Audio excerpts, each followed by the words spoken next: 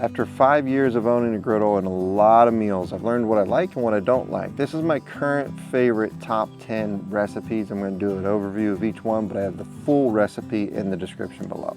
Cheesesteaks are number 10. We're going in reverse order. So these used to be higher on my list, but a couple things have knocked them down further on the list. It's still a griddle classic, still delicious. They're hanging on at number 10. If you're going to be doing cheesesteaks, spend the extra money, get a nicer cut of steak. I like ribeye. Throw it in the freezer for about an hour. It'll make it easier to slice as thin as possible. Then, you can do on the griddle with some onions. Pick the cheese you want, Whiz or White American. But my two biggest tips for a juicy cheesesteak are, 1, cook it on low. I'll oftentimes turn off like a middle burner and just cook it with the residual heat from the two burners on the side of that, usually around 300 degrees or so, and it just renders the fat out and it just keeps cooking the beef in the fat. 2, after it's done, even though you're not running a cheesesteak shop in Philly, wrap it up in foil. Okay, wrap it up in foil.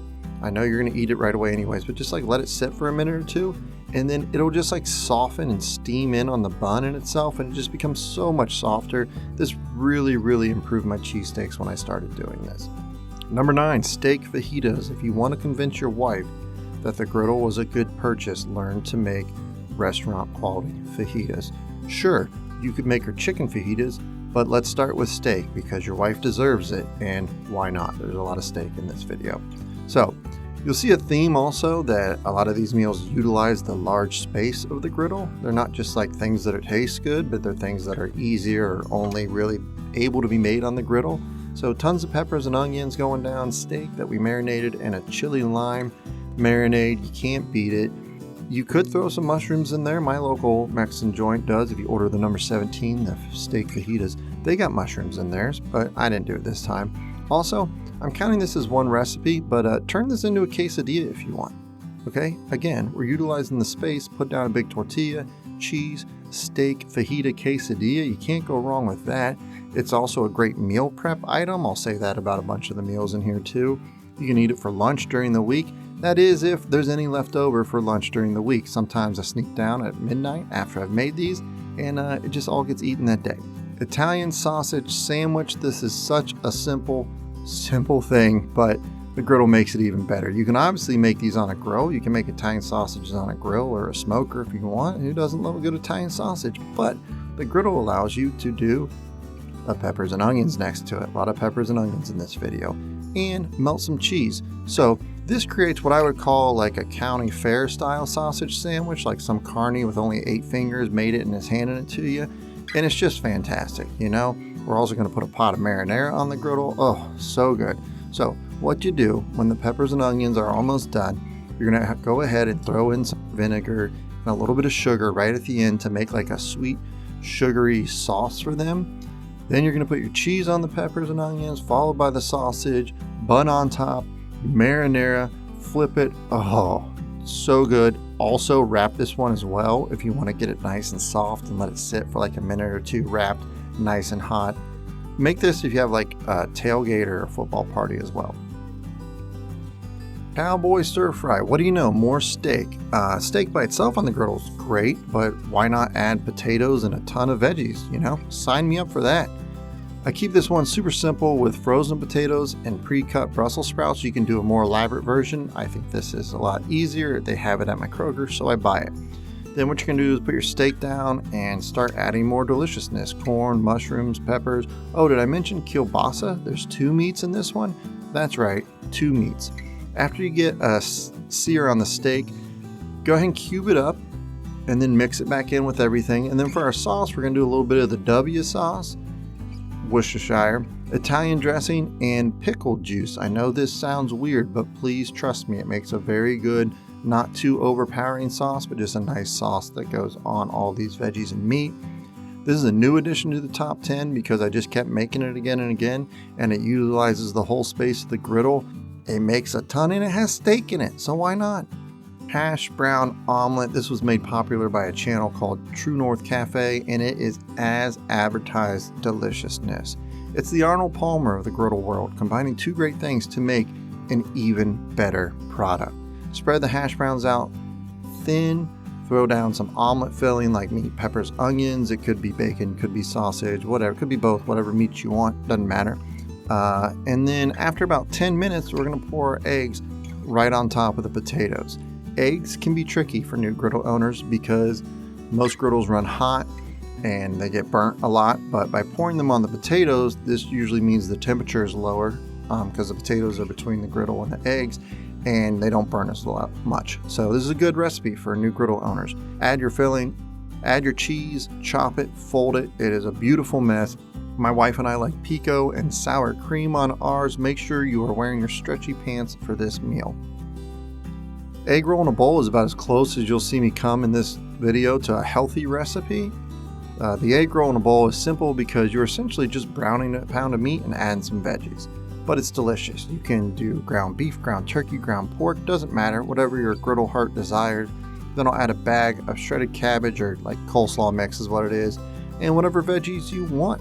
Sometimes I'll get the fresh stir fry mix, sometimes I'll get sugar snap peas or water chestnuts. Go crazy here, whatever you like. And then you'll finish it with some sesame oil and teriyaki, or I like Japanese barbecue sauce as well. Maybe a little sriracha to add some heat. This is very, very customizable, so good, and I would highly recommend trying it. It's also an easier way to kind of like practice stir fry on your griddle, an easier recipe. Tacos Dorados, this is also a new addition to my top 10. It's such a perfect meal for new griddle owners. You're basically doing your ground beef tacos. You're browning up a pound of beef with some onions, adding your favorite taco seasoning, but why the griddle takes it to the next level is that you're gonna get some crispy tortillas. So you'll take that ground beef off the griddle, immediately mix it with some shredded cheese. If you shred it yourself, bonus points. Clean the griddle, and we're gonna add a bunch of oil to fry up these tortillas. So after you got your corn tortillas down, you could do flour, I like corn, but after you got them down and a decent amount of oil on the clean griddle, you scraped it after you cooked the beef. You're gonna go ahead and fill each one with beef, fold it over, fry them for a couple minutes on each side in the oil, and again, the space of the griddle. I mean, this is why could you make this inside in a cast iron pan? I guess. Is it going to be a hot mess? Yeah, and you're only going to get a couple at a time. This video, you can see I got a ton of them on there. Breakfast, what else can I say?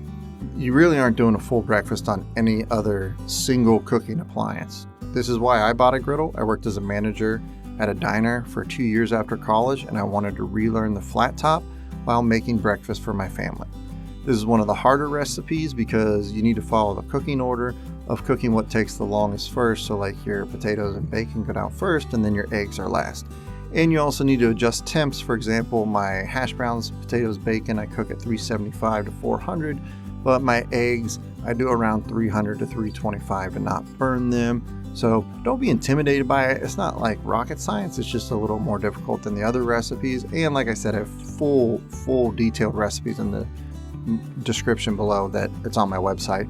So check those out. But nothing, in my opinion, is better than having a cup of coffee on Sunday morning and making your family a big diner-style breakfast right on your back porch. Chicken fried rice. Am I as good as a professional hibachi chef? No. Can I flip shrimp into my neighbor's mouths from the griddle? No. But darn it, I can try my best with this Blackstone. Chicken fried rice is so much fun. It's a great meal prep item as well. You can make a ton of it on your griddle and eat it for lunch during the week. That's what my wife does. She takes it to work with her. Also, if you forget to make the rice the night before, you can always just use pre-cooked rice in the packets. I've done that a few times and it still turns out very well. I like the fresh rice a little better, but this is an option. It's like the breakfast. It might have a small learning curve, but it's really worth trying a few times and trying to master it to get it on your griddle. It's a great meal to make if you have guests over. They will be very impressed by your griddle skills and they get something fun to watch you make it. You might even be able to make an onion volcano, and then who knows, maybe after a couple times of practice, you can flip a shrimp into your neighbor's mouth and be the king of the backyard. Smashburgers, this is the most popular meal on the griddle, and there's for good reason. I mean, first off, cheeseburgers are delicious. That's a fact. A lot of this video is my opinion, but no one can argue that cheeseburgers are delicious. If you don't think they are, you're watching the wrong YouTube channel. Please leave. A smashburger is just the beef cooking in its own fat because it's smashed down super thin and it's a smaller ball of meat, usually under 3 ounces, on a smoking hot griddle. You get a sear, you get a juiciness, you just greasy burger that can't be beat. I mean, this is In-N-Out, Five Guys, Smashburger. This is what they are. Also, because they're so thin, when you put cheese on there, like the cheese will melt into the burger and the grease and just be dripping down your chin. It's like, oh, it's, man, wow. So these have become like super popular over the past few years and probably have helped increase the popularity of residential griddles, or maybe vice versa. I don't know. Maybe the griddles have become more popular, which has then increased the popularity of the Smashburger because it's just really set up perfectly to make these things. So I don't know. It's a chicken or the egg type of thing. Anyways, who knows? This is probably why you bought a griddle or why you are considering to buy a griddle. They're awesome. Like I said, all the recipes are linked in the description below. It takes you to my website. Or if you want a quick 2-minute tutorial on how Smashburgers work, maybe that's just the one you're making next, that video is on your screen now. Thank you so much for watching. Have a good one and keep on griddling, friends.